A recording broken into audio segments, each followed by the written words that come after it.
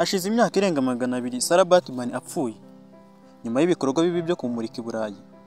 Yashyinguwe iwabo muri Afurika y'Epfo nyuma y'imyaka irenga 180 apfiriye i Burayi. Uyu Sarah Baartman yapfuye tariki 29 z'ukwezi kwa 12 mwaka w'1815. Ariko ibikorwa byo kumumurika umubiri we byarakomeje.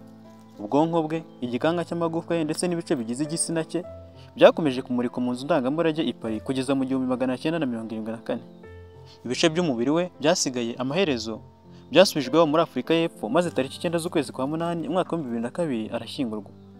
Tugiye kugaruka ku icuruzwa ryakorewe umwiraburakazi Sarah Baartman Sarah bitewe n'uburyo yari afite imiterere itangaje. Nitwa Charles Gahigana, mbahe ikaze muri iki cyegeranyo. Kugeza uyu munsi Sarah Baartman aracyabonwa na benshi nk'ikimenyetso gikomeye cy'uburyo ubukoloni bwakoreshejwe mu nyungu z'abakoloni ndetse n'uburyo irondaruhu n'andi mabi yose yakorewe abirabura ku nyungu zihambaye z'abazungu. Ubuzima bwa Sarah Baartman bwaranzwe n'ibibazo bikomeye. Bikekwa ko yavukiye muri Eastern Cape muri Afurika y'Epfo mwaka w'1789, aza gupfa mwaka w'1815 ku myaka 26 gusa. Nyina umubyara yaje gupfa Baartman afite imyaka 2 gusa, naho se umubyara yapfuye Sarah Baartman ari umwangavu. Yinjiye mu kazi ko mu rugo muri Eastern Cape hari nyuma y'uko apfushije umwana yabyaranye n'umukoloni w'umuholandi mu kwezi kwa 10 mwaka w'1810. Nubwo atarazi gusoma no kwandika, bivuga ko Baartman yasinye amasezerano n'umuganga w'umwongereza William Dunlop n'umushoramari Hendrik Caesar. Iki gihe Baartman yakoraga akazi ko mu rugo.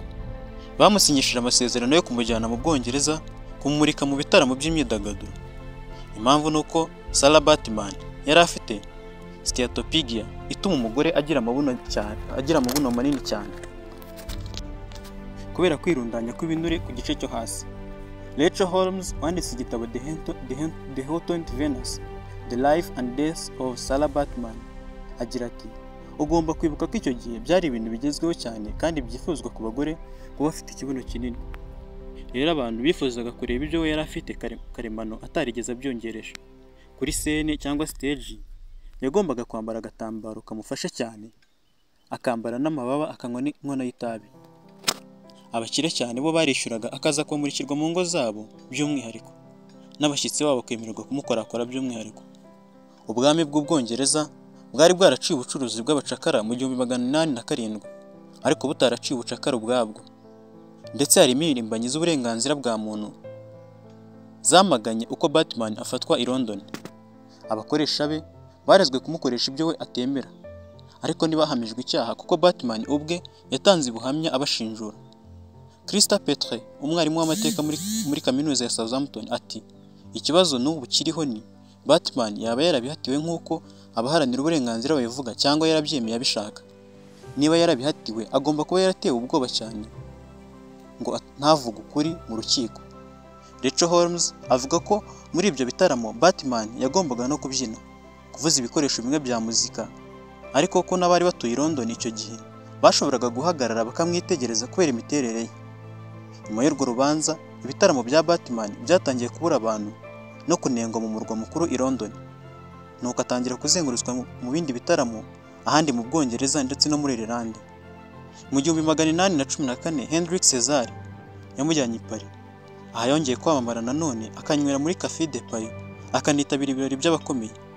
Hendrik Caesar yaje gusubira muri Afurika y'Epfo asigira Baartman umuntu umurika inyamaswa. Iki gihe Baartman yari asigayemo inzoga nyinshi n'itabi ndetse akanacuruzwa nk'indaya.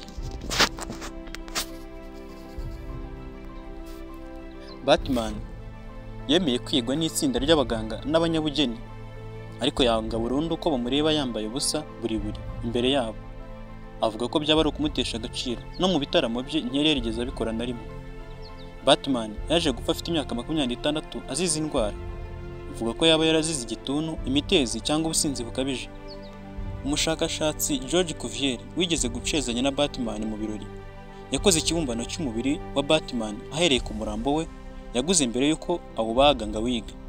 Umurambo we yawukuyemo ubwonko, anashawura imyanya y'igitsina cye, abibika mu bikombe byabugenewe, abika n'igikanga cy'amagufwa ye. Byose bishyirwa mu imurika ry'inzu ndangamurage i Paris. Ibintu Holmes avuga ko bikojeje isoni cyane. Nelson Mandela amaze gutorwa nka perezida wa Afurika y'Epfo mu 1994, yahise atangira gusaba ko ibisigaye ku mubiri wa Batman n'ikibumbano cyakozwe ku murambo we bijyanwa iwabo. Amaherezo leta y'Ubufaransa yemeye ko ibi biba mu mwaka wa 2002. Hari kuwa gatanu tariki 9 z'ukwa kabiri mwaka wa 2002, ibisigaye ku murambo we byashyinguwe i Hanke, Eastern Cape. Hashize imyaka 192 Sarah Batman ahavuye akajya i Burayi. Ngibyo byaranzwe ubuzima bugoye n'icuruzwa ryakorewe umwiraburakazi Sarah Batman Saraji, bitewe n'uburyo yari afite imiterere itangaje. Kanda subscribe, like, ukore comment na share, tujye tubana mu bindi biganiro byinshi. Nitwa Charles Gahigana. Hasta la vista.